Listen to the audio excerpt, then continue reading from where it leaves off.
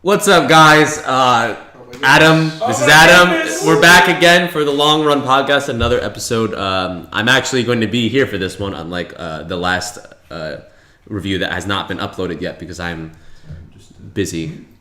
But yeah, so we are back here. We're going to be reviewing Alien Covenant. Remember, all of our reviews are full spoilers, so full spoilers ahead. Be warned. Logan should be uploaded before this one. Actually, I think I'm talking too loud. Sorry. Logan should be uploaded before this one. Joining me today, we have Evan Chung. Been on the podcast many a times. Everyone here is actually a regular. We don't have anyone that's new. Next to him, we have Jacob Kupferberg. Next to him, we have Austin Hicks. Hello. And next to him, we have the professional, the real Kopinsk, Jurassic Mark. He's here. Mark Krapinski. How's everybody doing today, guys? How you guys feeling? I'm tired as hell, man. Yeah, we got a lot of tired people in the room, and the movie didn't help. No, it was draining. Don't worry. It was draining. Review's over. Let's go home, guys. It was draining, for sure. Don't worry. I'll do the fingering. Stop it. Yeah. Stop it. They had to know. Oh god. Why though? I don't understand. All right. Okay. So, Alien Covenant is the movie that we're going to be reviewing today. Alien Covenant is a sequel to Prometheus, but a prequel to Aliens, Alien 3, and Alien Resurrection. Yeah. Directed by Ridley Scott, stars Danny McBride and a whole bunch of other actors that I don't know at all. That one lady from Fantastic Beasts. She was pretty good. Whoa. Oh, yeah. Oh, that is her. Yeah. Yeah, that is her. But so You fucking Harry Potter weebs. Yeah. So- Saw the movie consuming. it wasn't even that. What do we think of Fantastic And it was a Beasts? bad movie. It was boring, It man. wasn't even that great. It went from like a Pokemon safari into like this really dark shit within 10 minutes. It was dark. Dark movie. All right, we're not here to talk about That was our Fantastic Beasts. Fantastic They Beasts. should have been podcast. with Wait. Gangsters. Fantastic Beasts wasn't that dark. What do you mean it wasn't dark? There's a kid who was getting abused. It got I pretty do not remember. dark with like. Ezra Miller's character was like getting fucking hardcore abused. Yeah. What do you mean that? Austin's okay with that. It's Yo, a what- tragedy, but yo, I mean, what there are mo- darker movies. What movie are we reviewing again? I Fantastic forgot. Beasts. I'm sorry, Yeah, I'm no, sorry. Ezra Miller got- Yeah, shut up, Austin. Yeah. All right, anyway. I have more shit to say that'll anger these people. Anyway, around tune in this next watch. time for our review of Alien Covenant. This has been the Fantastic Beasts cast. All right, yeah. So Alien Covenant. So the thing is, Prometheus was released in what? I believe that was 2012, 2011. Yeah, 2012. Very divisive film. A lot of people were not happy with it. Some people were satisfied with the information they got. After that, Ridley Scott went on to direct Exodus, The Counselor, and I believe The Martian. And obviously, The Martian was very well received, so people were very hyped for this movie. Especially because people wanted answers from Prometheus. Because it left many questions that were unanswered. It left so many questions. Yes. Should we give a recap of Prometheus? I can do that. You Bunch can. of dumb Yeah, scientists here. go on a planet to find God, and they land, and then David puts the black goo in a cocktail. He fucks his wife, and she gives birth to a squid. Everyone dies, and then Yeah. the girl and David Oh, fly yeah, I away. forgot about that. And then also, not Alien pops out of the engineer to do nothing for the rest of this series. The end.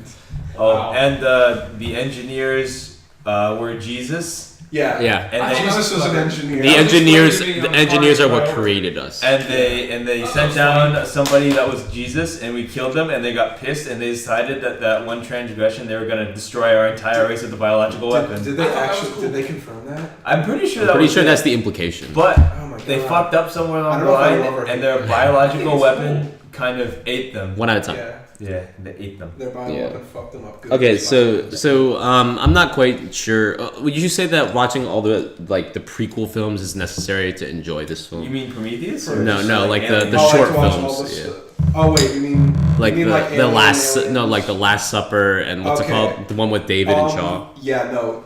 To get everything out of this, you do need to watch all of the ARG promo stuff, which is kind of nonsense. Yeah. Cause yeah, you can't count on people to watch stuff, especially when it looks like a trailer of footage that would be in the movie. Yeah, I don't watch trailers. I so totally much. forgive me for expecting that they would establish James Franco's character before mercilessly killing them all. Yeah, The first we'll, two we'll, minutes. we'll get to that and how Yeah, stupid that we'll fucking get was. there. All right, so There's a lot of let's stuff explain to the discuss. the basic premise of this movie is that you have a ship that's going to a far off planet to colonize it. There's over 2,000 colonists on this ship. And a bunch And- of yeah. a bunch of stem cell babies. Yeah, a bunch of them have babies. There's a bunch of couples. They're literally going to another planet to basically start a colony. Yeah. And what happens is on their way to this planet, they get hit by a neutrino. I'm not sure the scientific. They get hit by a big cloud of space stuff. While Yeah, charging. I'm not quite sure how EMP. scientifically accurate that is, but it causes some problems in the ship that causes the synthetic on board named Walter, who's played by David Fassbender, to wake up the crew, and then that way they can fix everything. And then because of that neutrino, whatever it's called, The big cloud. the big cloud, Galactus. they stop. I don't want to talk about that. What's it called? While they're fixing something outside of the ship, they receive some sort of signal, radio signal, transmission, whatever you want to call it, that leads them to a planet that is very near them, that is just as habitable, if not more, than the planet that they're heading towards. It's too good to be true. It's 2 weeks away instead of 7 years. Yeah. There's a John Denver song. Yeah, I have a from- question about that. Yes. Was that John Denver song something from Prometheus? No. No, No, Really? that wasn't. So that. okay. that wasn't ever brought up at all. She was just singing. Huh? Yeah, she's just singing Country Roads for some Country reason. Road, yeah. Which Okay. It was a really Alright, cool, I can- it was cool. I can buy that. Sure. I guess thematically that. I don't know why works, it got sent but out. A little. It's a little out of nowhere. Yeah, I don't know why it got sent out. I don't know if it was David who sent Is it out intentionally, or if it was Yeah. Shaw that was sending that out, like as a distress signal. Oh, Yeah. maybe. I mean, I feel like it was probably David using it to bait people. Yeah. Because he was saying like, I need hosts for my little bugaboos, but Need mother waiting for mother. they're waiting for money. Little muffins. Oh, what was that thing where like, oh, let's play Simon Says with the alien? Wait, what? Oh, Yeah. don't even fucking get me started on the alien design of it. We'll get there. Okay, We'll all right. get So, to all that. right, let's just. We're all really tired, so let's just get some of our complaints out of the way. What about the things we Starting like? on complaint. Do we? That's, Oh, yeah. That's a good thing. Yeah, We let's- wanna do let's- things we let's- like or things we don't like. Let's get our good things out of the way Bad because things? we're gonna spend a lot of time talking about the bad things I of feel this like film. There's a lot to nitpick. despite not wanting to go see this and only seeing it for the company, I feel like I enjoyed it more than everyone here. I don't liked it. I liked it. Well, I enjoyed I think it. maybe I yeah, have that's less a to- maybe that's I have less a to good complain way to about. put it. I didn't like it, but I enjoyed it. I feel like I have a lot less to complain about. I don't know. Maybe I'm more forgiving. Well, okay, so Austin, what did you enjoy about the film? Well, it's been a while since I've seen a Ridley Scott movie, and I was reminded through this movie just how talented he is. Like especially in a dramatic sense, I feel like in the limited time with the crew, especially in the beginning, I feel like I started to care for them despite very little being given to me, and I thought that was good. I mean, of course, it could have been done better, but I feel like through talented direction, I was able to feel a little bit better about these people and care so quickly. So I appreciated that. Ridley Scott is talented. I can second that. Like I like the first act of this movie a lot actually. Like it wasn't a Nostromo, but yeah, like everybody on board, it is a slow burn like the first Alien movie. Not much happens for the first like half hour, and it is just the characters kind of interacting. And I don't know, it does a good job building the tension for that first part of the movie. I can agree with that. It felt like a proper Alien movie. I definitely think that for me personally, I thought I should have gone faster because I was kind of bored. But I also think it's because I didn't find that most of the characters that interesting, and I felt like there's too many.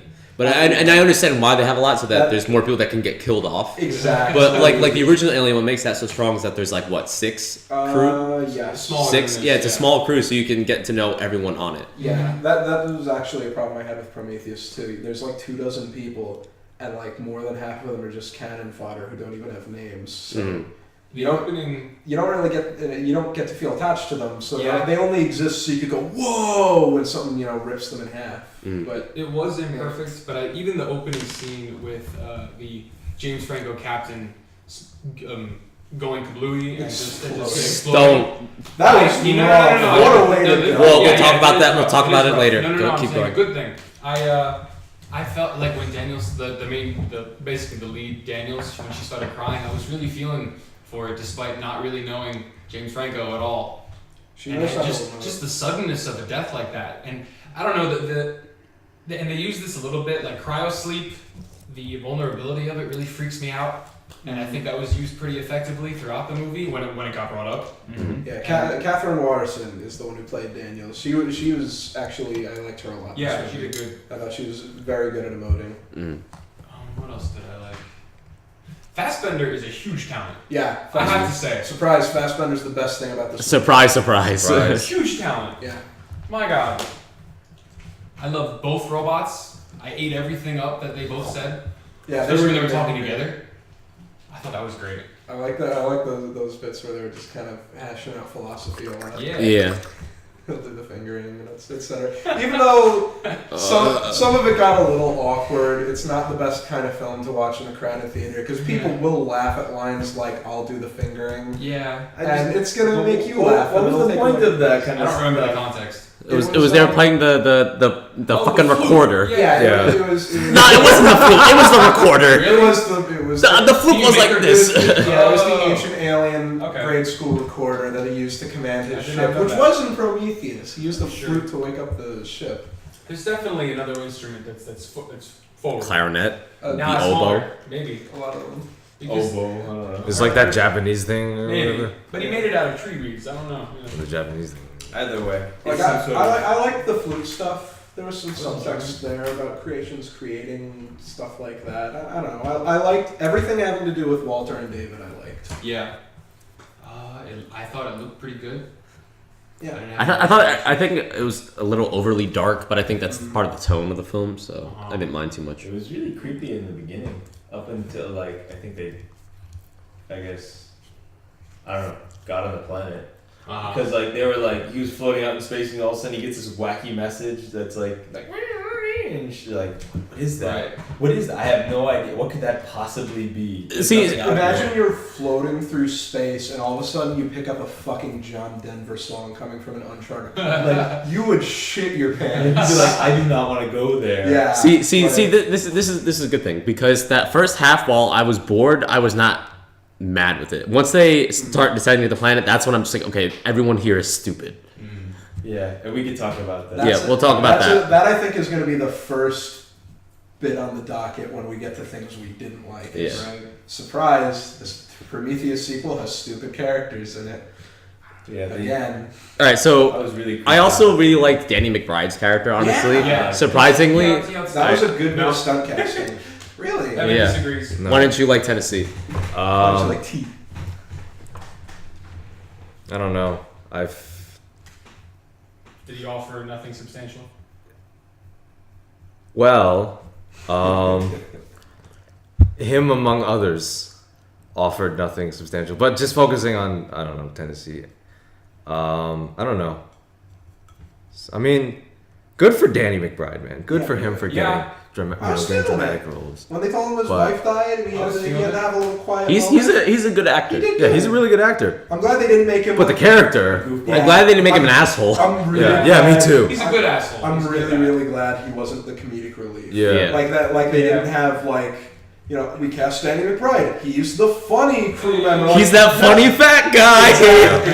He's that funny hick. He's gonna smoke weed out of his space helmet. Like Is that. it? Are there any comedy characters in Not the really. movies? Everyone's The dead comedic serious. relief was the dialogue The comedic Yeah, relief was the unintentional and the hilarity. stupidity. It Yeah, was unintentionally Just- David. Oh god.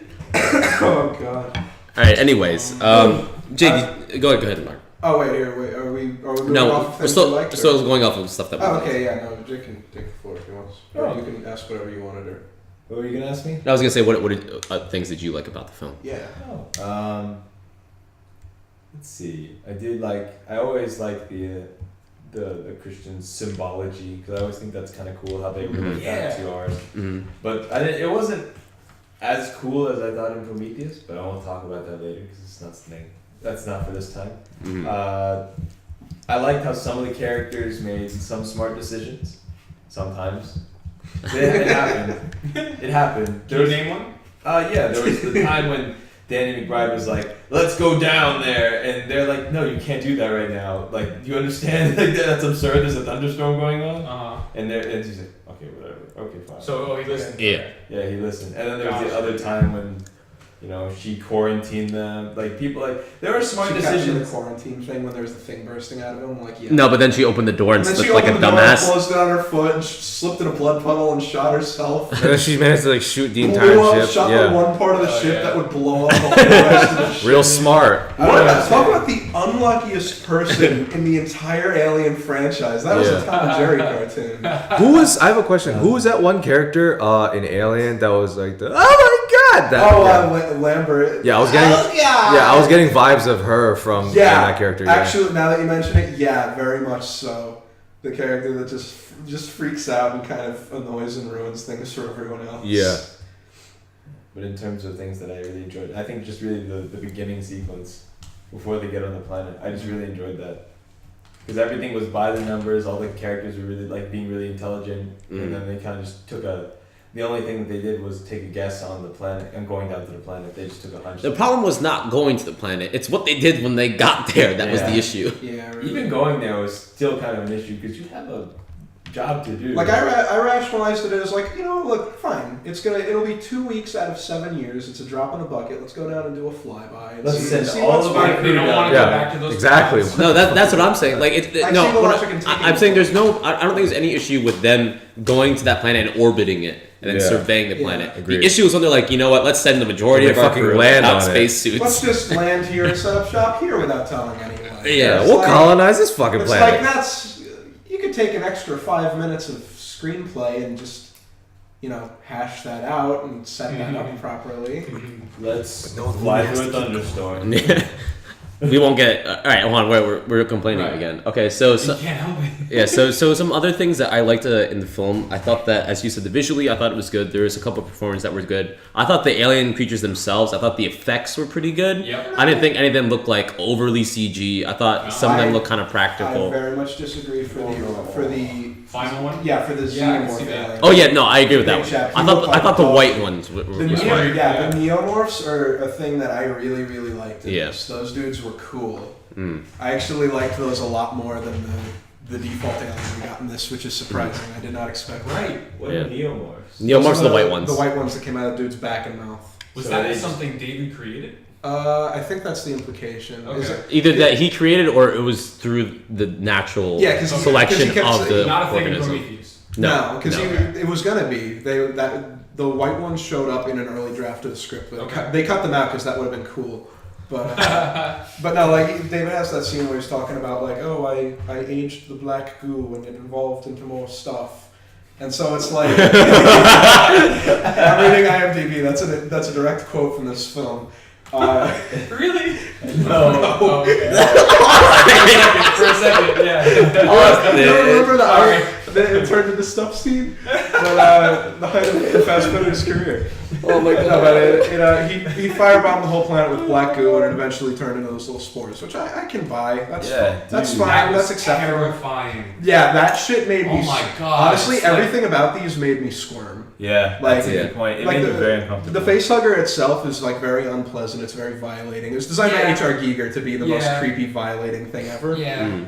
These new things, like the Oh my fact that it's like an airborne brain amoeba that just goes in through. Ear. Yeah, it just goes in through your pore, and then you get really sick, Like and then it just 7-year-old Austin's nightmare. yeah, and then it just falls out of you violently. Like, oh god, that's Horrible. Like there was one dude threw it up, the other person it burst out of his Comes out of his- spine. Yeah. like that's the thing to me. Like the thing that makes me think of is you see all these news reports where it's like, oh yeah, if you travel abroad, make sure you get your inoculations. Don't go swimming in still water, or else you'll get a brain amoeba or something like Yeah. that. And it's like honestly, Oh my like God. I feel fucking like Ebola. I feel like these new things are honestly way more realistic and scary than the facehugger. Like the facehugger itself is quite realistic and scary in the way that it works. But these things feel like the kind of thing you'd have to get inoculated for before you go on vacation. Like they're fucking. Oh my They god. make my skin crawl, man. I was feeling it. obnoxiously loud in this theater, and I felt bad for the people around me because I was making all sorts of. Oh! I kept doing that over and over. Oh again. yeah. Well. Oh yeah, that's what it was. When the thing just swiped the dude's jaw off. That's when I had made a That was noise. rough. Poor guy. Yeah, no, these things are pretty cool. I like the new creatures a whole lot. They were really creepy. Mm-hmm. They were like, because They they're like freak me out. very much more like humanoid. Yeah. They felt stupider than the xenomorphs, like intellectually speaking, but that also made them like more unpredictable. like primal, Yeah. feral. They felt like the idiot inbred cousin of like the alien. The default xenomorph. Yeah. They had smaller heads. Xenomorph is an assassin. These things are like a big malformed hillbilly that comes out of the woods. But I forgot about the firebombing scene where he basically just unleashes fucking brain amoebas on an entire civilization. yeah. That was rough. put in a really weird bit too. Weird spot. Yeah, because that was the clip that I mentioned before we went to the theater that they released the Like first these 5 minutes. That- short films. That was the essentially. clip they showed on Alien Day Oh. during the live stream. Was the scene of him releasing all the little jars. Except it also had a bit before it where it shows Numi Rapace from Prometheus like fixing him and putting him back together, and then kind of hanging out on the engineer's ship. And then he puts her in cryos. Yeah, he puts her in cryostasis because it's going to take so long to get to the engineer homeworld. And then it shows the part where he drops all the vials and it does the Ozymandias Kills stuff. everyone. And it's like I was expecting that in the very beginning, but that was put. I felt it was very weird because he brings him outside to the garden, and he's like, he's talking about like creation and what it means to be a robot and stuff like that. And then it just hard cuts to them flying the big circle ship and dropping the stuff. Like there's no. I don't know. It came It's an back. odd transition. Yeah, it came back, and I thought the implication was that David had told Walter what he did. But then later on in the film, he's like, "She didn't die on impact. You did all of this, didn't you?" And it's like, oh, I guess David was just having himself a moment for 5 minutes there. Just thinking about it. Yeah. I have a comment. That whole firebombing scene, it reminded me of kind of like the events of like Pompeii with like the whole volcano. Because when you see like the remains of it, you have all these people just kind of like I did frozen like in that the place. sequence when the shit was just bursting out of people. Yeah. That was really cool. I like Yeah. that a lot. So the planet they went to was the engineer planet. The engineer Or at least homeworld. One of them. That's That's the big guy in the chair from Alien. Yeah. But That's the That is- we that's the still haven't met implication. yet. Yeah. It's the implication is that it's the engineer homeworld. I think it was an allusion to like, if it's going with like biblical stuff, it's like Sodom and Gomorrah. Yeah. Because like they all turned to salt or whatever. Yeah. Whatever the fuck. That's it was. right. I definitely I Must be so thought it was an odd choice by David just because wait, are we muted? I don't think so, right? What? Is it muted? Oh no, we're good. We're good. We're still picking up stuff. Could you imagine? Yeah, we're not. No, I mean, you could just yeah, no, it's my fault. Yeah, I was just being stupid. No, I thought it was an interesting decision by David because I thought David would have wanted to communicate with the engineers more to learn more from them. Yeah, creator. Because like Creator he tried choice. communicating with that one engineer, and the engineer was like literally That's a fuck fair off point. and Backhanded his face off. yeah.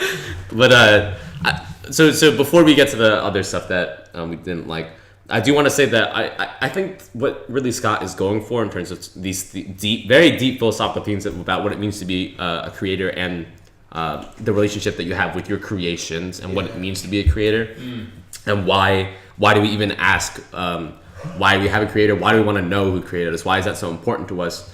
And what does that mean for the things that we create? How does that dynamic go? And I think that it's interesting that he's taking the Alien franchise in this direction because those themes were never brought up in the original saga. Those are straight horror films or just talking about the horrors of space kind of thing. Yeah. I feel like you very rarely ever touched on like these deep themes of like, well, what does it mean to be the creator? And if you're the creation, how does that like go about? I almost think it's kind of like a personal thing for him, just because like he's since stated like he doesn't really like what the Alien series has become. Like, you know, if you go on the Great Movie Ride in Disney World, it's like here's the part where Alien comes out. And, you know, we got Alien versus Predator this Christmas. Whoever wins, we lose. You know, all this corny shit. When really the first Alien, if you look at it, is a very dead serious movie. Yeah. It's very bleak and unpleasant. And What about Aliens? the Aliens I fucking love, I remember like. but it turns into like a bombastic action film.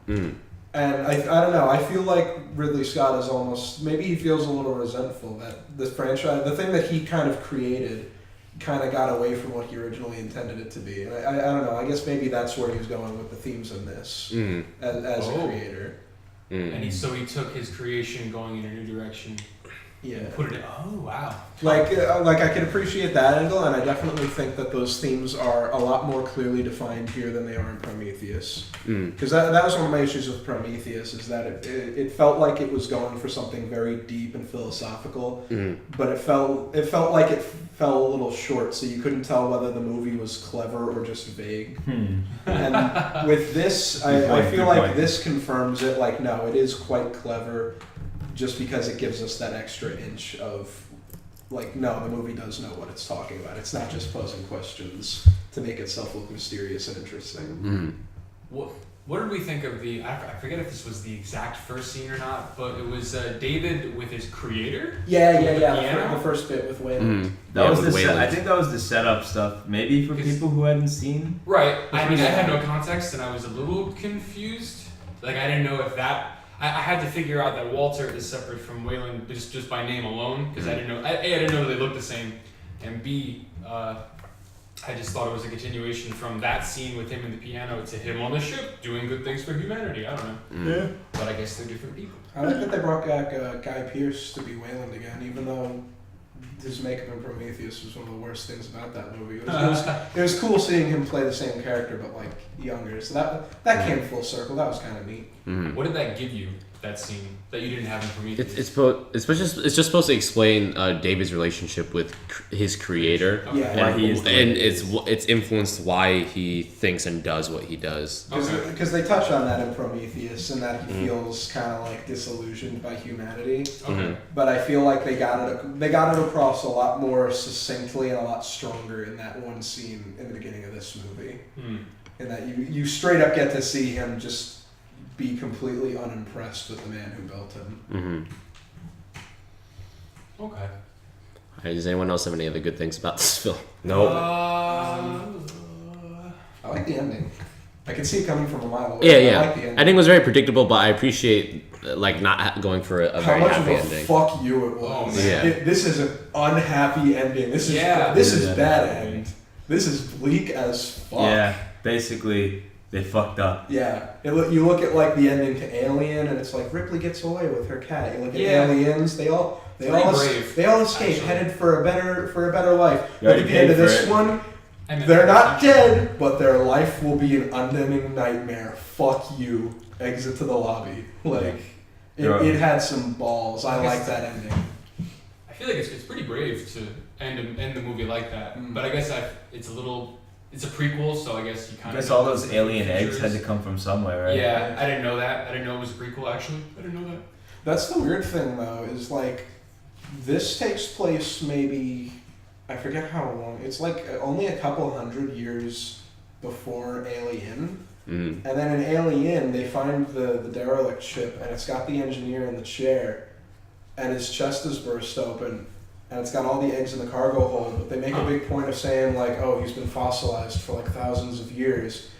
So I'm wondering, at the end of all these Prometheus movies, for lack of a better word to call out the series, is this even going to tie into Alien to begin with? Because I think we missed our mark on that. I think he's sitting in the ship right now with all the eggs on LV-426 just waiting. The same. I don't know. Unless they fossilize him in the span of like 5 years.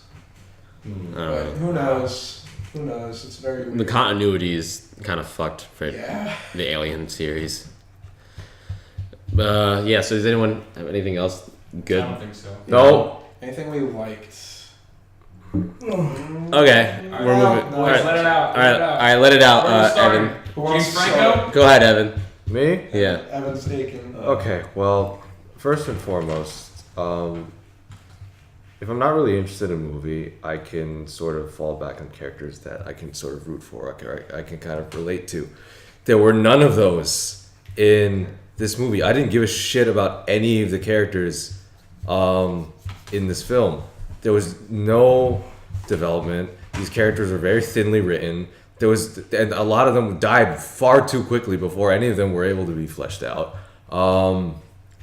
And yeah, it didn't help that the whole movie was just bleak, which is to be expected for an Alien film. Yeah. But you had interesting characters in the first Alien film. You had people that you can kind of root for the fucking crew members in the ship. But like in this film, there was nothing for me. There was nothing,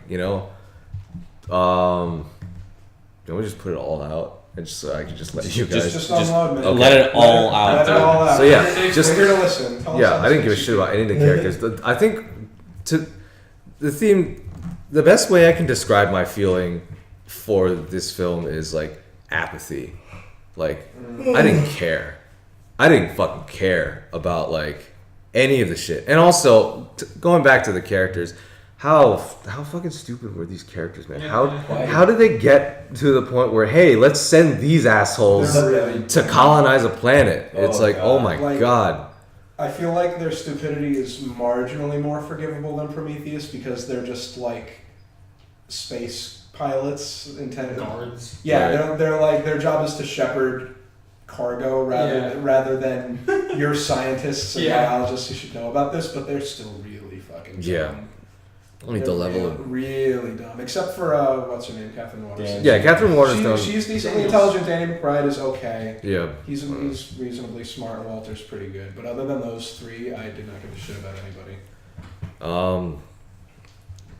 As we mentioned before, I thought the dialogue was really awkward at times, and it really took me out of the movie because it's like, what are you trying to get across by saying that? What is this movie trying to be? Like, are you trying to be funny, or is this supposed to be like unintentionally funny? What is this? Like, I don't know what to do with this. These lines. Was it the innuendos? It was the innuendos, and I guess there were a lot of innuendos. Yeah, it was. I guess it was just the innuendos because it's like, oh my God, can we like fucking get on with it? Wait a minute. I just thought of something before I forget it. When fucking David was trying to like kiss Daniels, was he trying to like implant her with an egg? That's what I was wondering at first. Maybe. Yeah. Say that again. You know how he had the eggs in his stomach or whatever? Mm-hmm. Was he trying to like kiss that into Daniel's mouth? Maybe. I could. Yeah. That'd be weird. He planted a face hugger in her belly. Oh, that'd be unpleasant. He doesn't know how the face suckers do it. They insert Like the thing in you and. I just kind of chalked it up to him being like crazy, and like Right.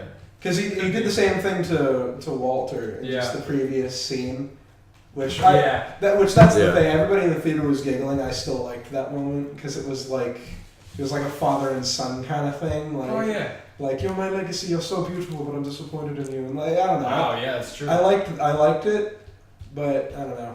There's more layers to it, I guess. If you went looking for them. But, Continue, Evan. The only two characters three, I guess. The only three characters that I didn't mind were obviously Catherine Waterston's character and the two people Michael Fassbender played. They were fine, but like everyone else, it was just kind of they were either like cannon fodder, or just really thinly written characters that didn't have enough time to be fleshed out. And also some of the casting choices I kind of had a problem with. This is just a personal thing, but like I don't know, I couldn't really buy Danny McBride's character. Yeah. Fine. But I don't know. I just had a sort of like a visceral reaction against that. I don't know. Maybe it's because I was rewatching clips from like Eastbound and Down, and I was just like, "What are you doing here?" But I don't know. I respect Danny McBride as an actor, but I just didn't really like the character. And I don't know. Another character that I had a problem with was Damien Bashir's character. Which one? Who was that? He was the leader, the Sergeant Lope. Okay. Whatever. Which one was he? He got the acid on his face. Oh, that dude. He was the captain of the he was the military, captain, yeah. essentially. Oh, Yeah. okay, that dude. It was like he didn't really do anything. He just shot things. Yeah. With a A really lot of the military guys didn't have any characterization. There were the two guys that were gay, yeah. and that was all I remember. There was the two gay guys and not Danny Trejo, and I think he might have been one of the gay guys. Did you just say not Danny He Trejo? reminded me a lot of Danny Trejo. Oh, okay. Is it the Hispanic dude with the handlebar mustache and the cigar? Oh yeah.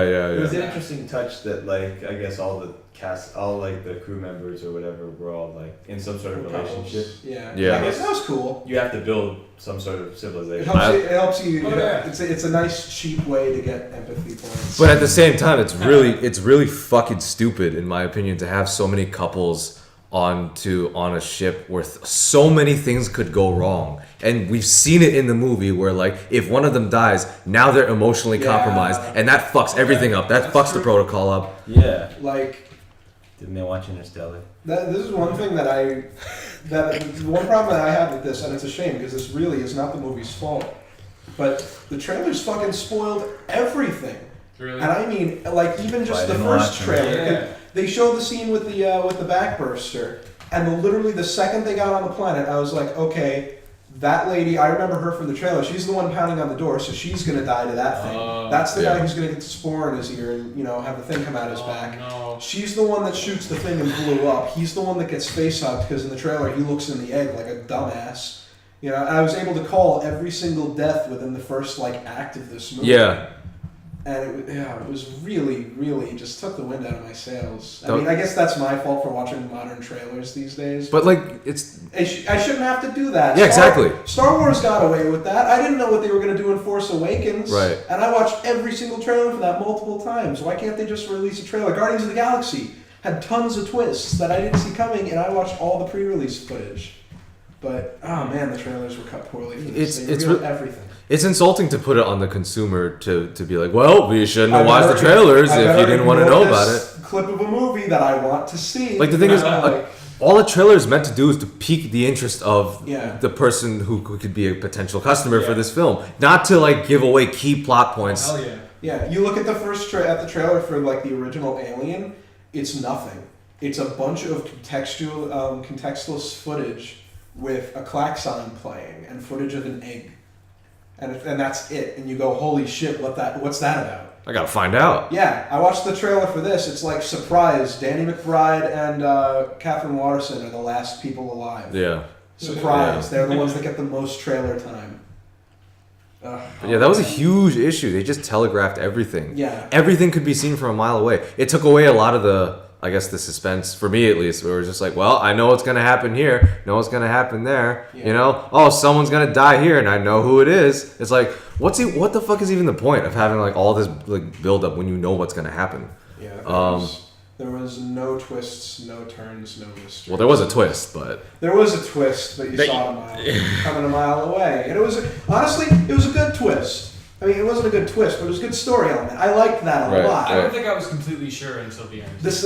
Honestly, kind of. I was on the fence, but the second he came running out of that thing, I suspected. I got a big goofy grin, that's neat. He's gonna do a thing with that, and they did. And that was cool. But, just the interactions between Walt David. And Fassbender. Yeah, and what the fuck is her name? Daniels. Yes. You see, I don't give a shit enough about these characters to even remember their fucking names. Yeah. Anyways, but yeah, all the little things that he did, that long shot that they had to his hand, and I was like, oh, that's not how Walt's hand looked. Nope, he cut it off. Yeah, this is David. But I don't know. I couldn't tell.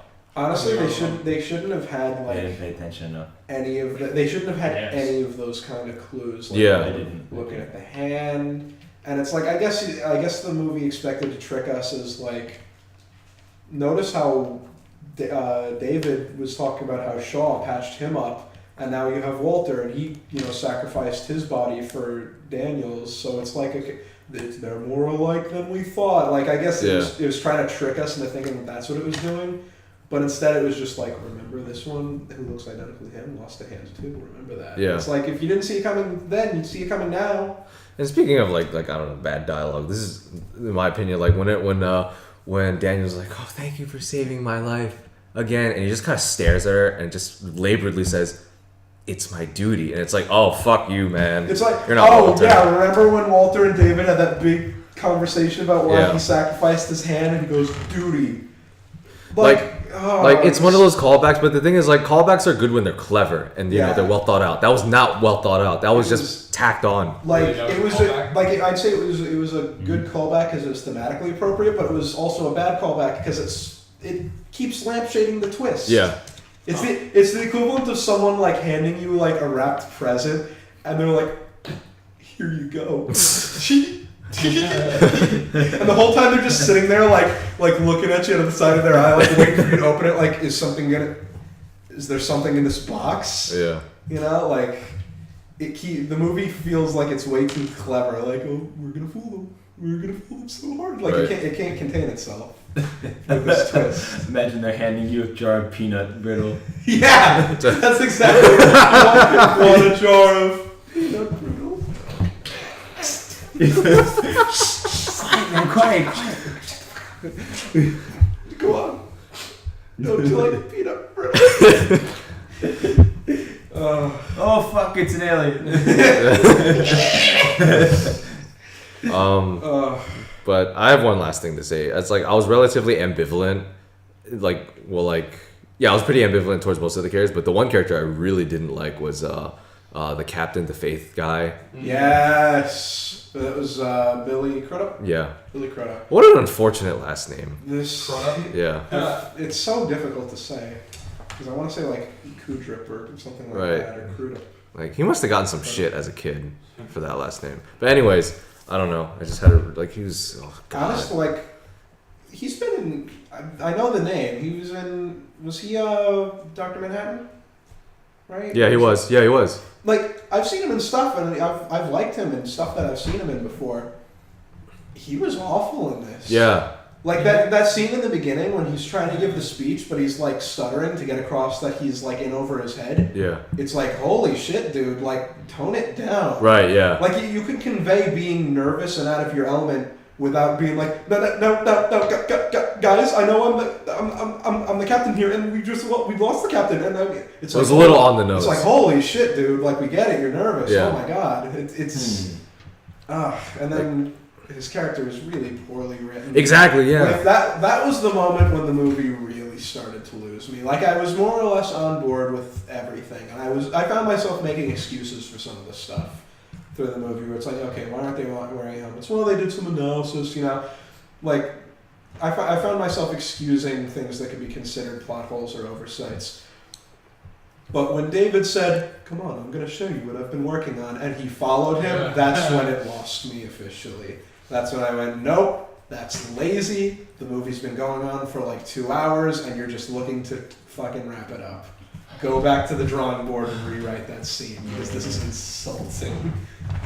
I felt that. There were a couple times throughout the film where I just wanted to get up and walk out. Because whenever the characters are being idiotic, I felt the urge. I shifted around. Mark was sitting next to me. He felt me. I was getting ready to if they pull one more, I'm gonna leave. I'm like whispering to my brother, I'm gonna leave. I'm really gonna do it. What's the matter, Captain? Don't you want to follow the creepy zealot scientist Frankenstein robot into his egg cave? That you just caught doing something suspicious? He just explained how he's been experimenting with bioweapons and parasites that lay hosts inside of living organisms. I've turned the dust into goo. He just explained how he lured you here because he was waiting for Mother.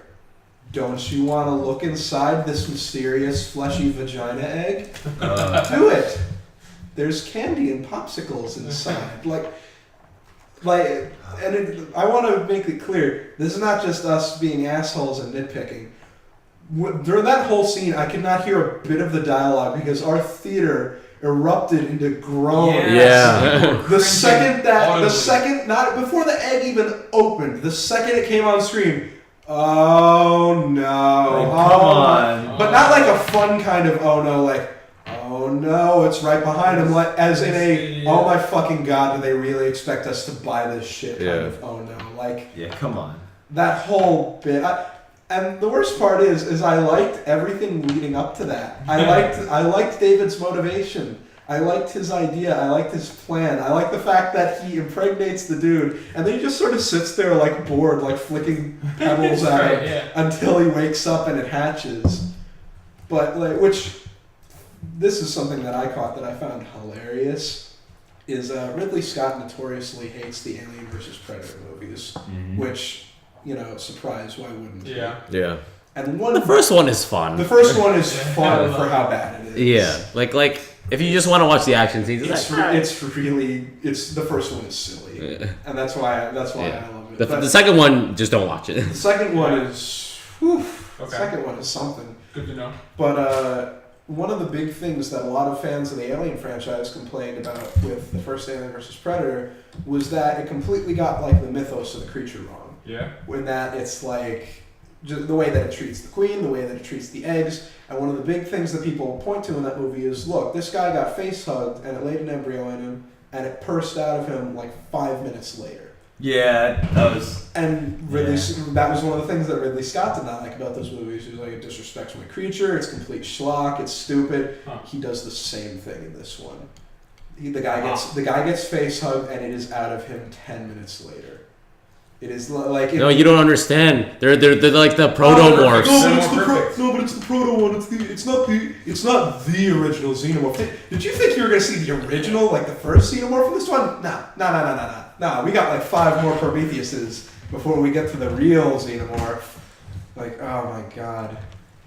And the worst part is that's totally an excuse that anyone could make, but it's like, why should we have to make that excuse? Just make a prequel to Alien, or if you don't want to make a prequel to Alien, don't call it Alien.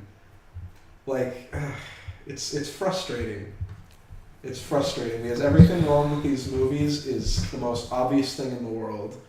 There's so much good stuff in these, but they're all overshadowed by stuff that is really, really, really face level and obvious. Yeah, it's like, didn't you check this? Like, come on, like, go through your notes or something. It's all stuff that could totally have been fixed with like one draft of rewrites. Let's see. I'll say one thing that really pissed me off right in the beginning, and Austin and I were discussing this, and Adam too. But like, who puts an incinerate button on like the fucking life pod, on the cryo pod? It's like, oh fuck, we hit the wrong button. He just fucking incinerates James Franco. Like, what the fuck? Shit, I hit the flambe button. It was so I hit bad. the save him button. It was so bad. I didn't think there was an incinerate button.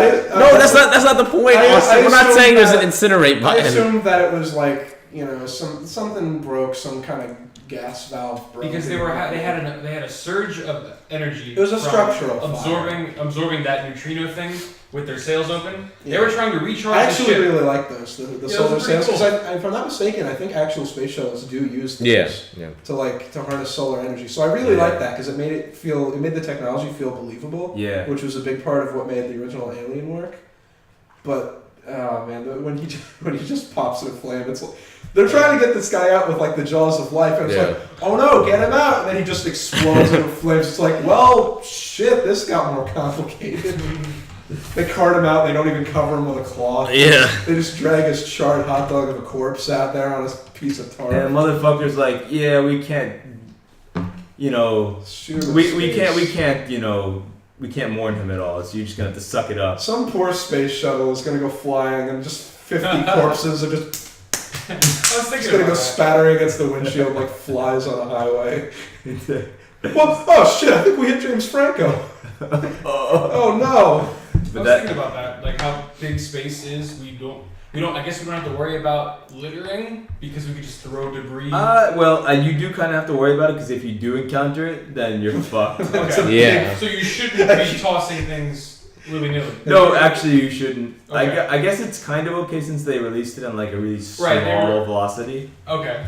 You could a human body could turn into a bullet super It easily. can turn into quite a big, like Okay. little flecks of paint A 6 foot, Are dangerous 200 in pound space. bullet. Wow. because they're moving at there's nothing to slow them down. Right. Yeah. So, did you watch Gravity? No. Yeah, so basically the premise of that in the beginning is that you have a catastrophic failure where like one thing messes up and then everything starts crashing down and then you just get torn apart by space debris that's going like Debris from Like- what? From like Just- whatever. From anything. Anything, Yeah. Locks, screws, flux of paint, whatever. just Huh. that like can really Wow. fuck up Space you. is fucking scary. It is, yeah. Yeah. That was actually to go back to things we liked. That was one thing that I think Austin mentioned this. How they made the idea of cryostasis seem really vulnerable. Yeah. Terrifies me. Literally, like 30 minutes of this movie, I was like, "Where am I going to space? Yeah. I No. don't like this. I don't want to be on a claustro. I would get nervous on a cruise ship. I don't want to get in a claustrophobic tin can where I can't breathe outside and everything's vacuum pressured. And also, I'm in a pod where everything will seem instantaneous, but I could also just burst into flame if we absorb too much space energy. Like when he was like, they're not going back in those pods. Like, it's you don't blame them. It's like, you should go to that 7-year away planet, but fuck me, I can't blame you for not wanting to get into this. James Franco, like that's one thing that really did affect me, was the way James Franco died. Like, it was a little silly, the fact that he just... We didn't even know it was James Franco. It didn't look like him. I couldn't tell it was James Franco until she watched the little video on her iPad. But like, that's the just the way he went out. It was sad. There was some existential dread there, because I all I could think was like, oh, they put stasis in there so that it seems instantaneous. You go in the pod, you fall asleep, and then you wake up and you're there 7 years later. It's like, imagine just fucking like, all right, we're going on our space voyage. Fall asleep, wake up, klaxons are going off, you burst into flames. He was awake. He was awake, yeah. That would be... Oh god, that's honestly, that might be the scariest thing this whole fucking movie, is the idea of dying in stasis. Yeah. Just existential wise, like, fuck me, dude. Oof. Yeah, he had something to say. Yeah. Yeah, what were you looking at? I'm gonna disagree with you because like the whole thing about like, I don't know, this is going back to like the characters, is just like, I didn't feel sad when any of them died. Even James Franco, because it's like, well, I didn't know the dude, and like you didn't tell me things about him until after he died. It was like reading about someone who died in a newspaper. It's like, oh, that's a shame. Exactly. I have an example. Christ, Mark. Absolute shame. Flip page. Just another number. Writes another tally on the wall. But like, the whole idea of like, you know, posthumous character development. Yeah. It's like, in the second season of True Detective, there's a character that just dies. Right. Some henchman of like some crime boss that just dies, and like there's this whole scene where they're just staring at his corpse, and they're like, who died? And it's like, Stan died. It's like, oh shit, Stan's dead? Yeah, man, he's dead, man. It's like, oh, fuck. He was a good guy. And the viewers are just sitting there like, who the fuck is Stan? Who is this guy? Why are you guys making a big deal about his death? And then like there's a scene after where like this crime boss goes to like Stan's like wife's and child's house as like a my condolences thing. And the whole scene, if we had known who Stan was, we would have felt something. We would have been like, wow, this is really heartfelt. This is sad. But it just came off really awkward. And like he's just talking to like Stan's son or whatever, and he's just kind of like, and he's just kind of like, you know, he's like this. I'll never forget this line where he's just kind of like, Vince Vaughn too. Vince Vaughn is a fucking crime boss. Can you believe that? But like, yeah, him talking to Stan. Him talking to like Stan's son, and like I remember the end, he's just talking about how, you know, Stan's life, you know, what he meant to like him, what he meant to like his business, and also at the end he ends it with like, "You're gold, kid. You're solid gold." Oh my god! And I'm just like, huh? What does that mean? Yeah. Wow. And you know it's bad when even the kid playing him visibly doesn't know how to take that dialogue. It's like but you see the point. It's like, I don't know. For me, it's like the whole posthumous like character development. It's like, and like it's okay. I'll admit, maybe I felt like a tinge of something when she was going over her stuff, because it's like, you know, that is kind of the whole reason she was there. And it's just kind of like, it's like, but the way it was executed, in terms of, it didn't really, I couldn't really be empathetic towards it because I just didn't know the full situation. I didn't know the full extent. If I had known the full extent of their relationship, if I had known like the full extent of like the stakes of like them being on the ship, I would have felt something. But because we had so little time with Mr. Crispy, I just didn't feel anything for him. The only thing I felt was pain, because that must have really hurt, being fucking incinerated. Yeah, I think that might have been the goal of that sequence. I guess, first things first, it was a plot device. Yeah. Second was that, I guess it was to establish just the instantaneousness of death in this movie. How people just fucking die, like, at a moment's notice, and you don't really have time to think about it, which happens a lot. Editor's note, James Franco died on the way back to his home planet. And then, what do you call it? And I guess the third bit would be that, I guess, to establish just I guess like that existential dread of this just space in general, and to kind of get that like creepiness like Mark was talking about before, or even just like what's the other one? I don't know, just like stuff like that. Kind of like put yourself into those shoes, or to be on the ship and then to suddenly have your reason for being on the ship taken away instantly and being unable to go back. Honestly, I would have loved to have watched a movie just about them establishing the colony. Yeah. Like the fact that you and the android are the only people on an entire ship of couples who don't have anybody. Oh, like, shit. That would have been a really great character study, I think. Watching her like cope with her loss, being the only single person on an entire planet. That would be really weird. I would have watched that movie without any aliens. That would have been great. That's it. What if it did that? What alien come in? And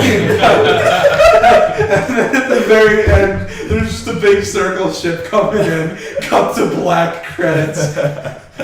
Fuck you, directed by Ridley Scott. Fuck you, written by this guy.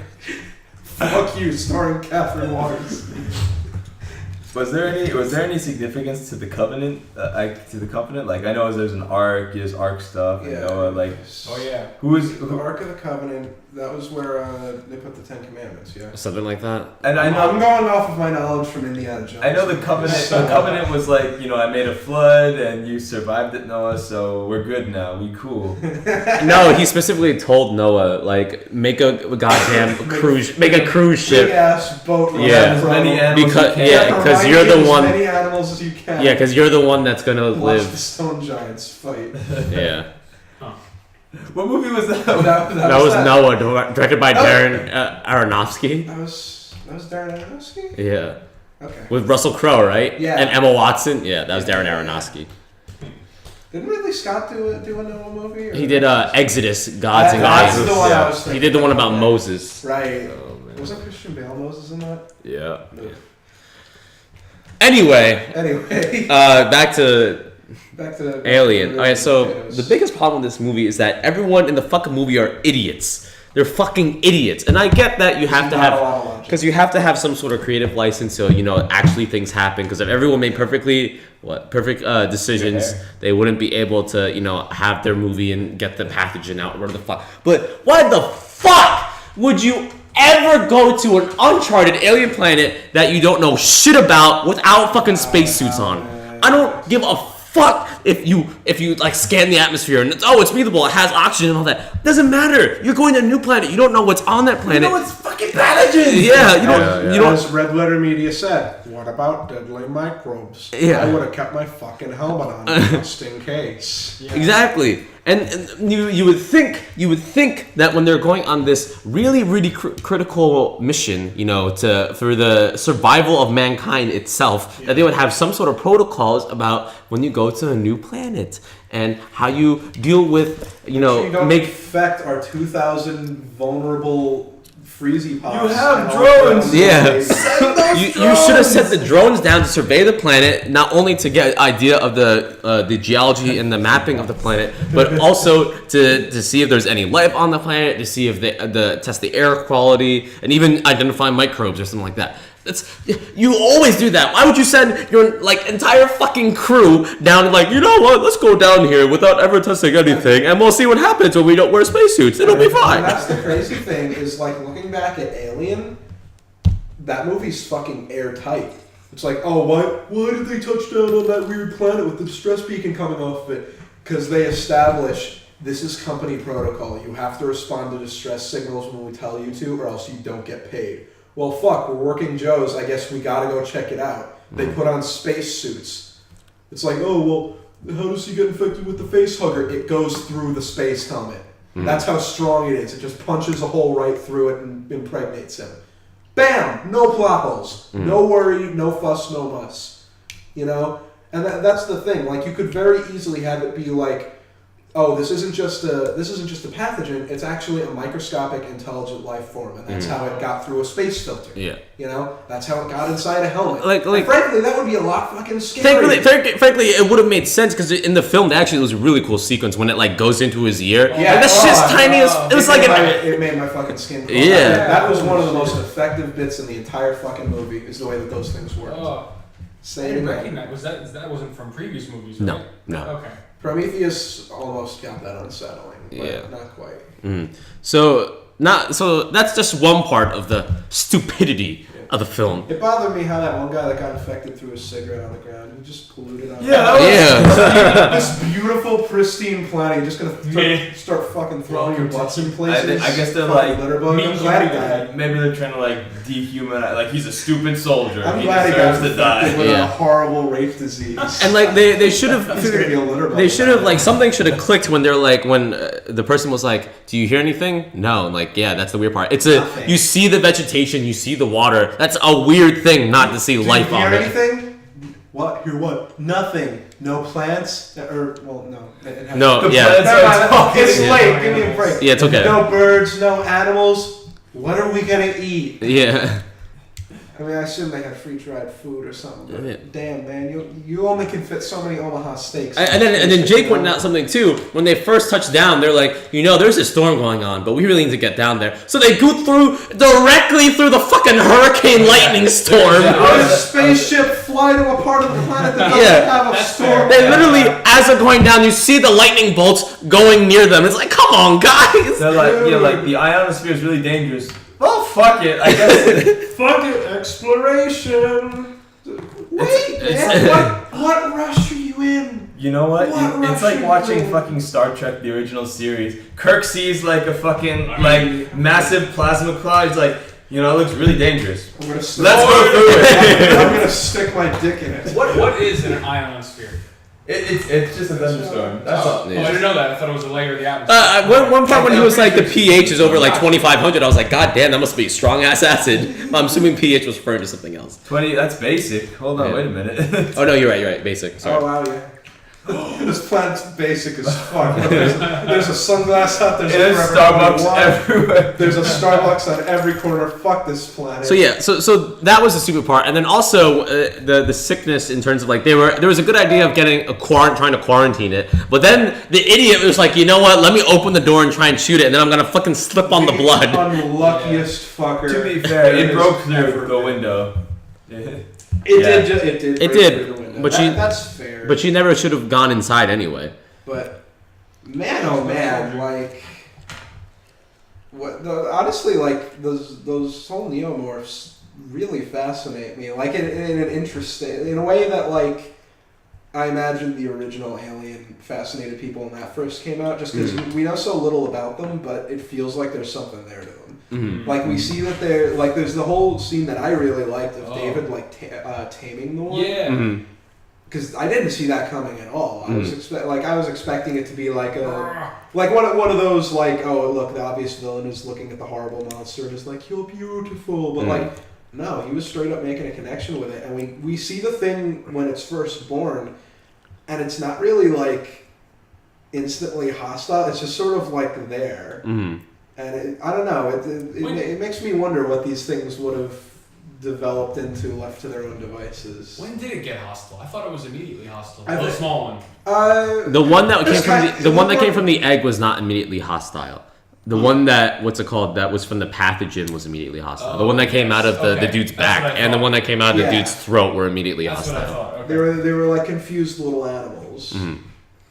But I love that part too, though, where they finally see it and you see all the laser sights are on it and it's on top of someone and no one's shooting at it. It's like, all right, it's there, guys. Yeah, it's Got him.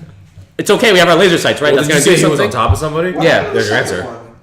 I think he There was were dead two of already. them. What happened though. to honestly, They I probably was- didn't know that. It would have been weird to shoot. I mean, he was right on top of them. That's risky to the Yeah, people. I can see Yeah. that they. He's I- dead I anyway. can see Well, they them- probably didn't know that. That's what I'm saying. Yeah, I can see them not shooting because there's a dude, but that's the interesting. I was totally expecting like they crush the one with a big fuck off claw, and then they impale the other one when it's going out via airlock. Mm-hmm.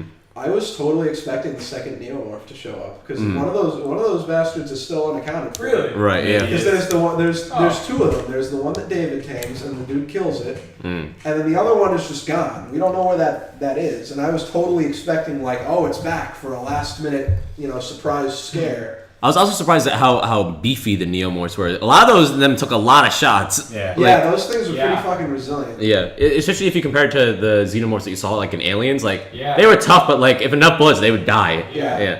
Alien, it is super strong. Aliens, they're super weak. This one, these things, one of them crawled right into the fucking thruster and was just like, oh shit. I was really concerned for blood spatter because the amount of bullets they were firing and most of them seemed to be hitting. I felt like someone would have gotten burned by just a drop of blood being.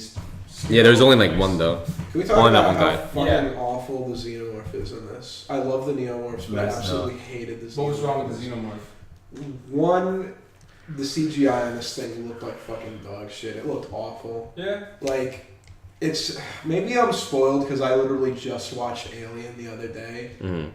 But this thing was so goddamn fake. And like most of the CGI looked fine in this. The Neomorphs looked fine. They were clearly CGI, maybe with some puppets here and there. They looked fine.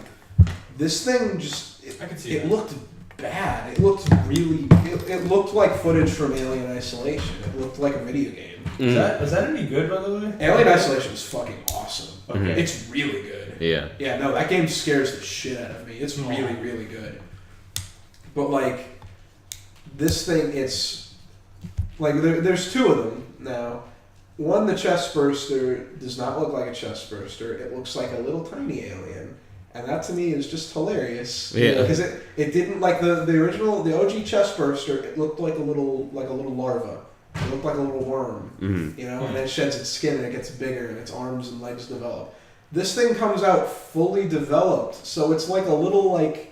It's a little action figure with little tiny spindly arms. He looked like fucking Baby Groot. He looked like he was gonna start dancing. Oh no, the best part was when Michael Fassbender raised his arms and then the alien did it like fucking Simon Says. Michael Fassbender does a Christ stare in front of the alien and the alien complies. And it's like, I get you're trying to make it like, I get you're trying to make it like this is an intelligent creature and he's the proud daddy of life that he created, and it's like creations mimic their creator. There's a lot of creation subtext shit going on there, but that scene was so goddamn silly. It looked the chest burster looked awful in this. It didn't look like what a chest burster is supposed to look like. And I know you could defend it as like, oh, this is a proto alien. It still looked really stupid. And then the xenomorphs, like the whole point of them is that the reason they're so dangerous is not only are they like really hard to kill and really deadly themselves, but they're smart. You know, like you look at the one in Alien, it's like tricking them. You look at the ones in Aliens, they cut the power. You know, in every single one of these movies, these things display like thinking skills to trap their prey. These ones are just stupid. They just herd it around the ship, impale it on a forklift, and shoot it out the airlock. There's no struggle for this thing, like against this thing at all. I think, not counting chest bursters, I think the actual xenomorphs kill like one dude in this movie. They killed two. The two people in the shower. Okay, they kill the two people who, after their harrowing and horrifying alien adventure, decide to have fucking shower sex. In the middle of space. Listening to loud music so they can't hear the emergency. They're wasting a fuck ton of water. There was like 2 shower heads, and then there was like sprinklers on the sides. So that they can't hear the big klaxon going, "Warning! Deadly alien coming at you!" Like, oh my, that was like, really? That scene felt so beneath this movie. Like, I can see that. Really, Ridley Scott? That was straight out of like a slasher film. That's like really you're scraping the bottom. You're gonna have the 2 horny kids fucking in the shower and get picked off by the alien. Really, the alien gooster too. That's really out of place. I didn't know what the hell was going on. What did he do? The alien tail like poked her. That's I like that. That was a callback to the first one. Really? But the alien gets into some shit. I don't remember. But like, really, you're gonna kill them by having them be horny in the shower, and that's when they get killed. Really? That's so mundane. I like how the guy got killed by the xenomorph phallic mouthpiece. That was cool. Thing. Yeah, came out of his mouth. The kill itself was good. That was isn't that a fatality? Yeah, it is. Yeah, it's a fatality. Yeah. I just thought because they're gonna have sex. What would you do if at the very end of this movie, when they're lowering into the airlock, all of a sudden a big portal opens up and Johnny Cage just falls out of it and starts fighting the alien? That'd be great. I'd love that. Oh god, just like the whole final act of this movie just did not do it for me. The alien looked like dog shit. It acted like an idiot. There was no stakes. There was no. I did not like when the Neomorphs were on screen. I felt that the characters were in danger. I felt that these things were unpredictable and dangerous and deadly. And when this alien was on screen, all of the tension was gone. That might be in part to the fact that the only characters that were left were the ones that were going to live. Yeah, that were in all the trailers. It's like, well, I haven't seen that shot of them handing off the guns yet, so I know that when she's dangling off the crane, she's not going to just swing into a thruster and melt. You know. I did like the kill of the crane fucking just like crushing it. That was cool. I did kind of like that, and because one that was kind of clever because it establishes that. Now they know about the acid blood. So, like, because she has that line later, she's like, don't shoot it now. And it's like, oh, yeah, because she saw it, when it got crushed. I also kind of like that because that caught me off guard because I assumed there was only one of them. So when it just up and just it's gone, I was like, oh, shit. Good job. It's over. Nice. That's one way to do it. Good job. Cool. But, I don't know why it ran into the claw. I think like because as Mark said, they're smart-ish in most movies, but I think even they know when they're beaten. Yeah, I think even in other movies that might have worked because it was in their eyes it might have just been another predator. Yeah, they're smart, but they're still animals. Yeah. And like that's I don't know. I did like the one bit, just the way that it built the tension when they were on the ship because. All the alien movies do that. Of we're home free, but there's one more on the ship. Yeah. There's one more. Like it's a tradition. And I didn't like the last part of this movie, but there was one specific moment that I liked where she's laying in bed and everything's fine, and then the computer just comes on. It's like, Captain, report to the med bay, unknown organism, and it's like. That's pretty fucking good. I liked Mother in this movie. I liked the computer. I thought Mother was referring to Walter being David. So I'm like, oh no. But apparently it was about the alien. But because that's the thing, because it's such a it's the same thing with the original Alien. It's such a detached, robotic voice that it's like that's another moment where I could very easily put myself in the character's shoes, and it's like. Just going through all of that and then just hearing a calm computer voice say unknown life form in the med bay, like fuck. I love too how Danny McBride was ready. Like here's the gun. He was like, all right, let's go. Let's go. Fucking waste this bitch. I like their dynamic. The other two weren't. They were busy. They were ready to rock and roll. I didn't like the alien aspects of the climax, but I liked the character dynamics. Specifically of Danny McBride and Daniels. Not the other two. Yeah, I like the chemistry that they had together. I thought that they were easily, aside from Fassbender, of course, I thought that they were easily the highlights of the movie in terms of human characters. What the fuck was Danny McBride's character's name? Because I feel we've Tennessee. Okay, Tennessee. Yeah. Okay. What's it called? My favorite, not favorite. I'm so sick and tired of every single alien movie. All right, well, you know what to do. We're just gonna send it out the airlock. All right, we get it. That's the way to kill the alien. You don't need to do it in every goddamn movie. That's why we have something different. Yeah, and I'm so sick and tired. As much as Michael Fassbender knocked it out of the park, I'm so sick and tired of the machines, they see us as inferior. They're going to rise against us and destroy us because we're the inferior to them. It's just like, I get it, man. I watched The Matrix. I saw The Terminator. I don't need to see any of this crap no more. Which is part of why I liked Walter so much, because he was so loyal to us. He saw like the benefit of Walter us. Was a good boy. He was a cool guy. He was a good boy. And it was kind of cool. It was kind of cool to see a robot on robot fight that looked like a martial arts sequence, even though Ridley Scott was like fucking like holy like zoomed in. Yeah. But I was laughing so hard during that scene because that entire sequence was just the schlockiest shit ever. Yeah. We got the big CGI alien chasing them through a haunted house, and then cut to robot kung fu. Yeah. Oh my god, that was the schlockiest schlock. I liked it. I like the idea. It wasn't shot. Yeah, it was not shot. I had fun with it, but it was fucking silly. It was just fucking silly. Like you did not. You know what? I liked the bit where David confronted what's her name, Daniels, immediately afterwards. Just because, again, they'd be like, it was just like Alien, so I liked it. But it reminded me a lot of the scene where Ash is throwing Ripley around. Mm-hmm. Just because it's not kung fu fighting. It's just dude walks over, grabs her by the head, whips her against the wall. Like, I would have liked to have seen that in the Walter and Damon fight, where it's just two really strong dudes fucking wailing on each other. Instead of like, the raid did well, let's have the raid fight, you know, like... Initiating raid sequence. Exactly. The first one, he was all about Lawrence of Arabia. Now he's all about the raid redemption. Walter immediately loads the fight scene in his brain. all right. God, could you fucking imagine? Walter plugs an HDMI cable in the back of his head. Downloading Daredevil Stairway Fight. Yeah. Those full Baymax. Anyway, so there's some other stuff that I want to talk about that I fucking hated, but go for it. It's escaping me because I don't even care. Here. So my biggest problem with this film, because truthfully, as much as we're saying that we're hating on it right now, I enjoyed it while I was watching it. It's not a bad film like Transformers 4. I don't know if this is going to be one that like sours in time. Like it might. Like I remember I walked out of Batman v Superman being like that was okay, and then the more I thought about it, the angrier I got. And same thing happened with Prometheus. I was like that was fine, and then well wait a minute. We did a Prometheus review, right? No. Prometheus came out in 2011. Oh, all right.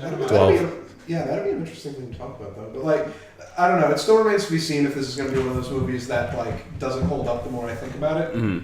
But initial reactions, I don't regret going to see this. I had fun with it. It's a fine horror movie. Yeah. Going off of that, my biggest gripe with this movie is that coming off of Prometheus, the biggest thing I want is answers. I want answers for the engineers. I want to learn more about them, the origins of the alien. And like even more of a return to the horror roots and more like I would say hard sci-fi. Yeah. And I felt like this film, not only did we not get any answers, making it a very poor sequel to Prometheus. It's like, well, I guess we gotta wait for the next fucking film to actually figure out what the fuck is going on.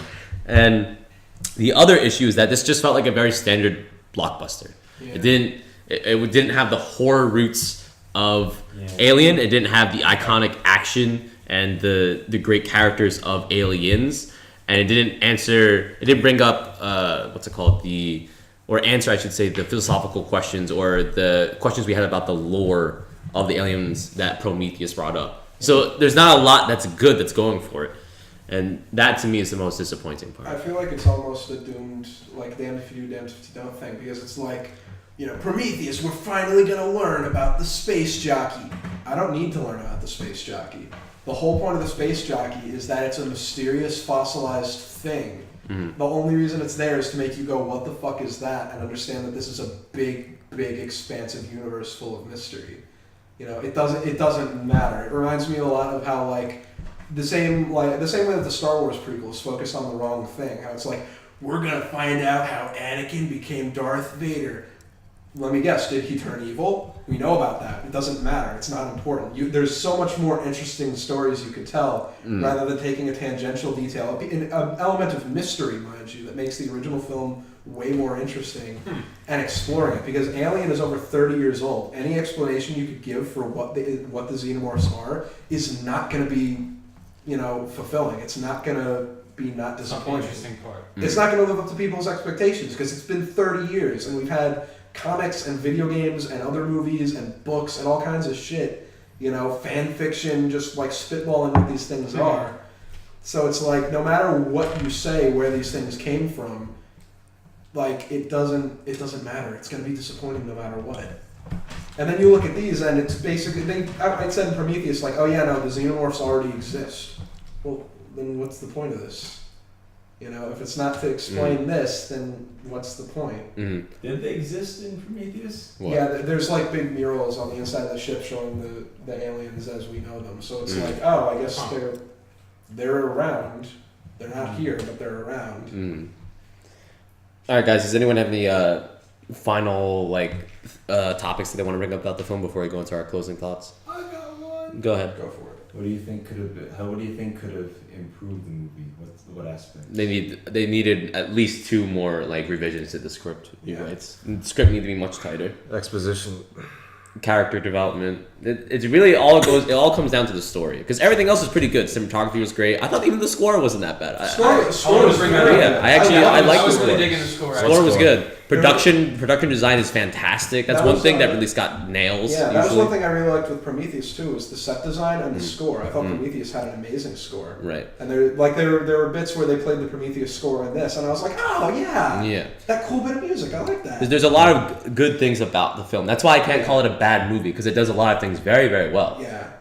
But it all comes down to the story and not caring about any of the characters, and not getting those questions There's a lot answered. of, it's like when you have a really bright student and they hand in like B- work. It's Mm-hmm. like if you took 5 extra minutes to focus on this and go over your answers, you could have had an A+, but you made a lot of sloppy mistakes. Mm. I'd be okay with this from anybody else, but not you. Exactly. Yeah. You know, like Especially Ridley Scott. yeah, the fact that this is Ridley Scott, the man who, started this franchise off with the best film in the franchise. I personally, I think Alien is a better film than Aliens, even though I kind of like Aliens a little bit I think Alien is a much harder film to pull off than Aliens. Aliens, Yeah. I think, is much easier. to Aliens do. is Vietnam in space against a bunch of bugs. Alien is a much more unique thing, Mm. and like. I don't know. You're just by having Ridley Scott in the director's chair, you already have a bar set so high, Mm. and if you don't clear that, then it's like you have no excuse. What happened? Exactly. And you guys have ideas on how it could have been improved? Not that's not been covered. No. I think if they just continued the trend, or like in the beginning with the with just that weird signal, if they just kind of continued that kind of weird mystery, Mm. then I think that would have been good. I think if they just That was a very effective scene. Like when he was out there and he heard it. Even I was like, "What the That fuck was- was that that?" was really This is creeped out. fucking freaky. Yeah, when he was out there in space and he heard that weird space signal on his Yeah. helmet, that What was creepy. could that fucking be? It Yeah. filled me with a lot of dread, and I can't I place thought he was gonna die. It's because you're in space. It's the unknown. Yeah, It's the fear of the floating unknown. There. It's I like- thought everything shut down on him. Yeah, Yeah. like Yeah, it's that it's that massive fear of the unknown, because you're like, okay, we don't know. It's that, what is that thing? We shouldn't like. What's the XCOM thing? It's like this scare. One of the scary thought is like that we are alone. The Mhm. scarier thought is that we are not, it's not Mm. because we don't I know like what that. is out there. Mm. like I don't know. To improve this film, condense the cast, take traits of characters that don't do much, add them to the characters that do things, so you can have more flesh. You have only a handful of fleshed out characters instead of a couple dozen ones that can get killed in really cool ways. Mm. Make it all about, instead of shoehorning in like the alien at the end, because we need to have the alien because people complained about the lack of it in Prometheus. People didn't care that there was no alien in Prometheus. People cared that there wasn't an interesting monster in Prometheus. The engineers were boring. They weren't threatening. Mm. The neomorphs in this, they're new. They're terrifying. And I feel. You look at what Ridley Scott wanted to do with Prometheus, how he said, I wanted to create a new monster, something that was scarier, something that was, could replace the xenomorph, which, there are toys of it now. It's in video games and comic books. It's not scary. But Mm. I feel like the neomorph is much more what he originally intended with Prometheus. I mean, in a lot of ways, this film feels like Ridley Scott looking at Prometheus, going, okay, what could I have done better, and then doing it, Mm. but still making some of the mistakes. I would go over the script a couple times, condense the cast, Mm. and just, I don't know, just reduce the scope a bit, because we all know what's going to happen when the dude looks in the eggs. Mm. We all know what's going to happen the second those eggs show up on screen. Do something new. You could have had the facehugger scene completely absent. You could have had David go like, "Come here, I want to show you something," and then imagine later on the captain shows back up and it just pops out of his chest with no warning. That would have been fucking shocking. That would have been surprising. Mm. And then you Yeah. reveal he's been doing all this behind the scenes. Like, Mm.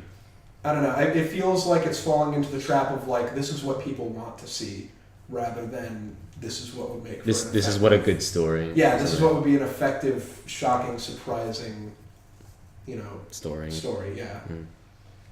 I just wish they got rid of the stupidity of the the characters for the sake of like plot, and just kind of like It's lazy. It's There's some lazy. conveniences. Yeah. Just let them be doomed by the futility of the situation. The scariest part is when you make the right decisions and you still lose. Yeah, exactly.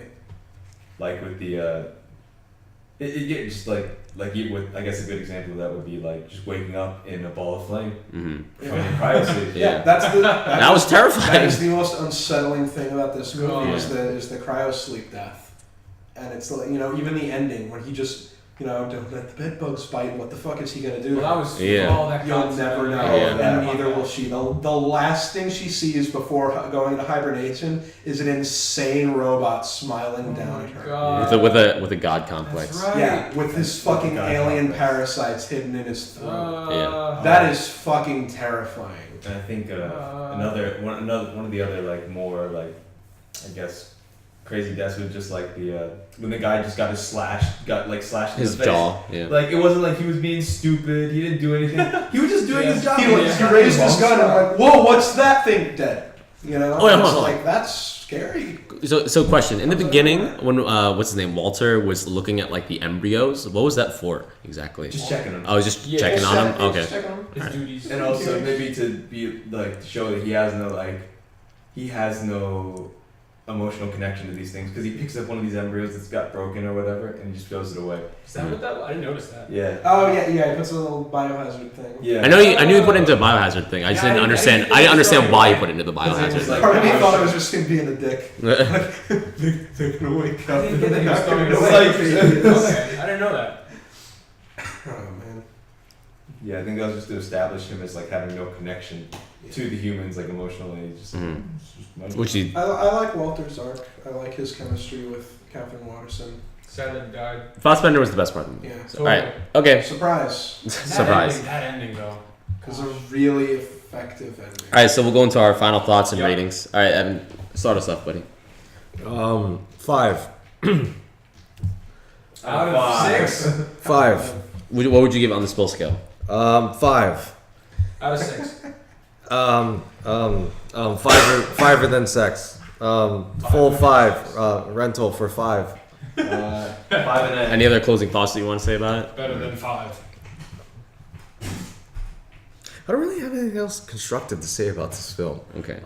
Like Sum it up or anything like that? Yeah, I didn't hate the film because 5 is it's just completely it's an average rating. Mhm. I just didn't really feel very strongly about this film, and I didn't like it, but I didn't dislike it either, which is why I'm not like completely shitting on it by giving it like a 2 or a 3. It doesn't deserve that, but I don't know. Like you all said, there's so much that could have been done to improve this film. There's so much frustration I have with it because they had something, and they had a really good cast, but they didn't utilize them well enough. And it's just, I don't know, it was a really frustrating experience. And I don't regret watching it, but I regret paying for it. Especially we paid full price for that movie, man. Like that hurts. That hurt. That hurt, dude. I'm broke as fuck. I can't afford that shit. But anyways, yeah, it was just, I don't know. It was okay. It was okay. All right. What about you, Jake? Alright, so I give it a C in red ink, give it the C grade, and I'd write on the side, see me after class. I'd be like, you can do better than this, you can do better than this, were you just being lazy on this one? Ridley, you usually do better at work. Is everything Like, What would you give it on the spill scale? Bill skill? Yeah. Let's see. I'd give it a matinee.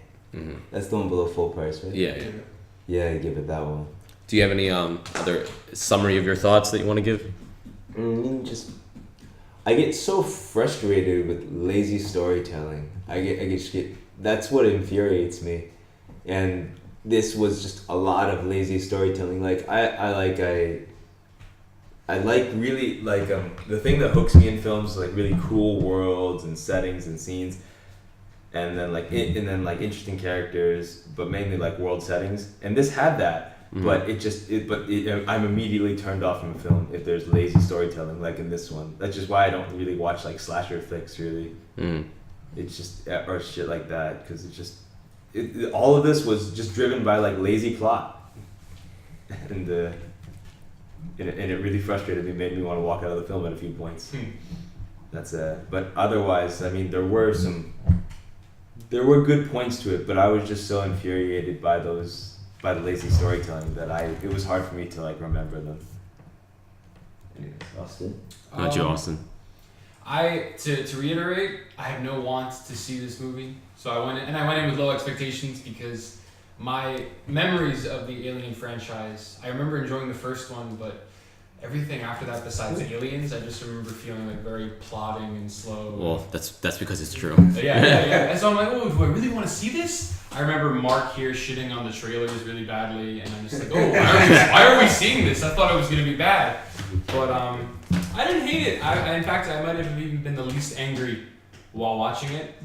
The only things that stuck out to me, the only stupidity things that got to me was her slipping on the blood in the med bay and blowing up the ship by shooting the only thing that could have flammable on the ship, and him touching the egg despite all of the warnings. A bunch of critical failures. So right stupid. She was rolling. It was mostly the captain, honestly, that really like, oh, well, this is just a movie moment.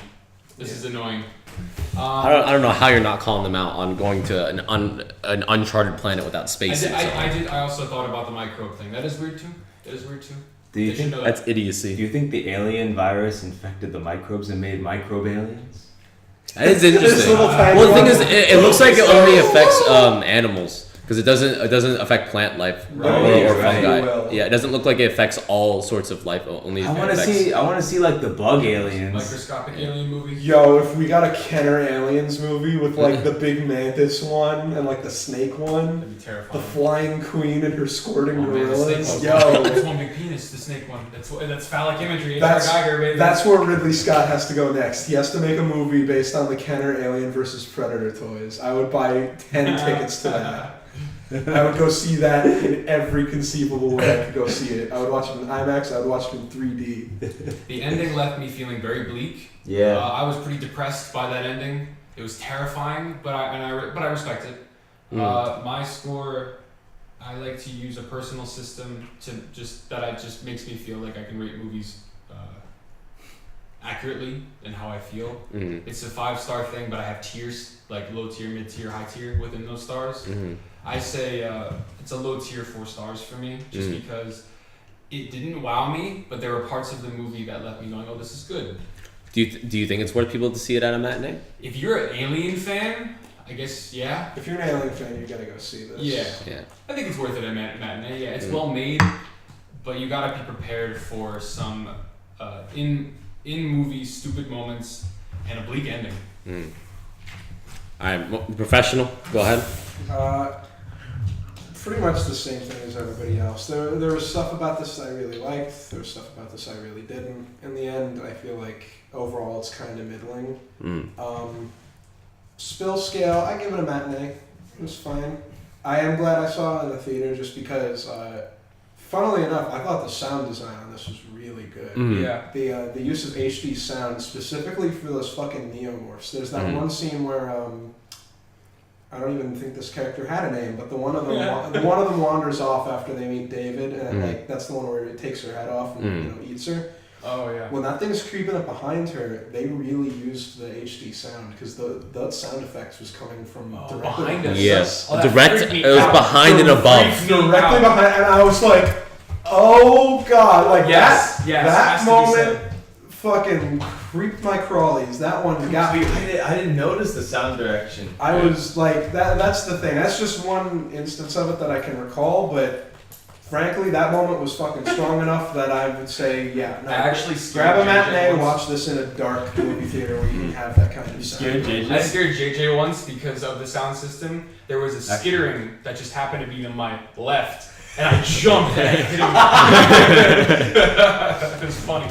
Yeah, no, I would recommend seeing this in the theater. If you're not an Alien fan, maybe give it a miss. I mean, who knows? If it seems like the kind of thing you'd like, you would know. If you're an Alien fan, obviously you're gonna go see this. It's an Alien movie directed by Sci-fi. Ridley Scott. But you know, if the franchise isn't your thing, maybe give it a miss. It's no big crime to not see this one in the theater. I think.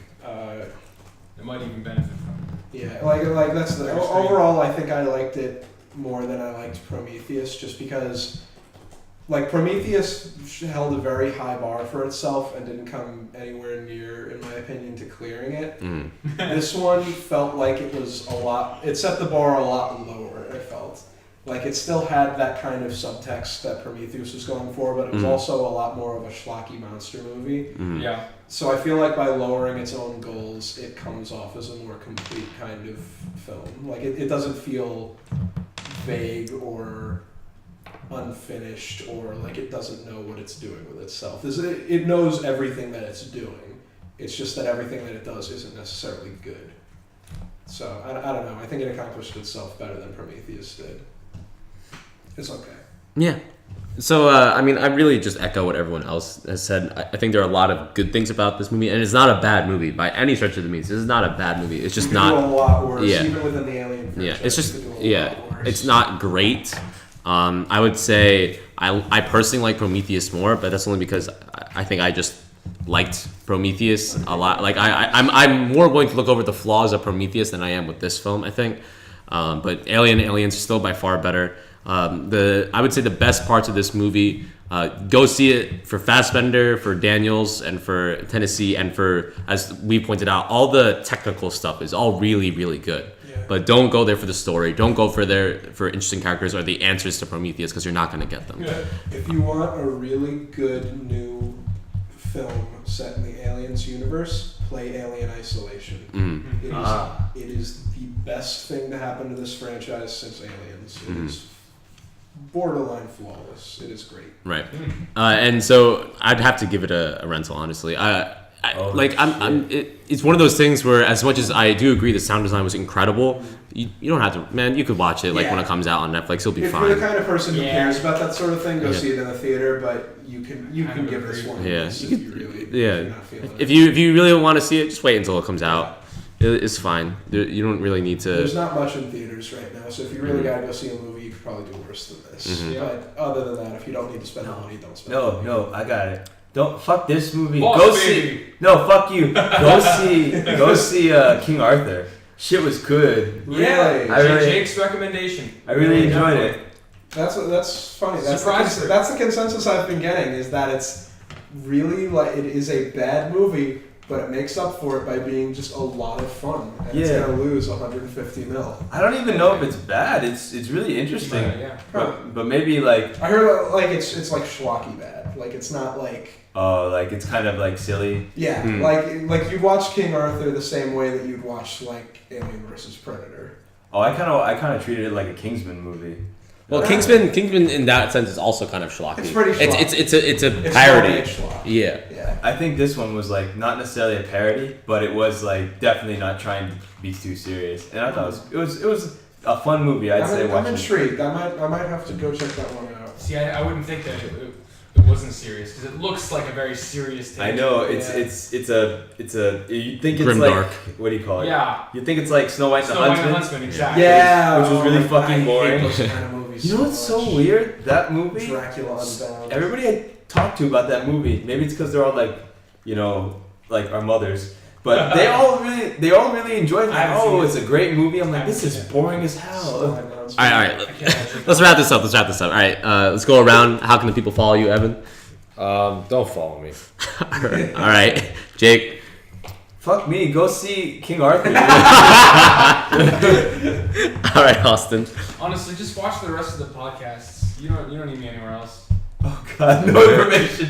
Go ahead, Mark. Yeah, no, fuck that noise. You can follow me at The Real Krapinsk on Twitter, and also at Jurassic Mark at whiteguywithnetflix.blogspot.com. I upload movie reviews weekly. Mm-hmm. And they're good stuff. They're text, but I don't know how to finish that sentence. Power through it, son. People seem to like them. Mhm. Definitely check him out, guys. He reviews a lot of obscure movies, but also does mainstream, as well as the reviews that we kind of do here. He reviewed Alien, the original. I did. Yeah. I put one out He- just tonight. Yeah, he also reviewed Prometheus very recently, so definitely check him out. They're very well written reviews, and they're not long. It's not like he's not like making essays about them. I would say they're probably like Something to read on the 10 bus. minute read max. So definitely check him out. As for me, if you really want to follow me, obviously please watch the podcast as Austin said. But if you're looking to follow me, you can always find me on Twitter at Adam_bomb with 2 M's in the bomb part. And we're gonna be trying to see more movies this summer. Luckily, a lot of us have graduated, so we do have some free time on our hands before people start, leaving the nest. It's okay, Austin. Calm down. It's okay. And we will be uploading Logan as well, so definitely check that out as well. And so I'll see you guys next time. Thank you so much for listening to, or I guess watching technically, to the Long Run podcast. And stay tuned for another episode. Thank you so much. Good night. Good night. Sleep Time to well. bed.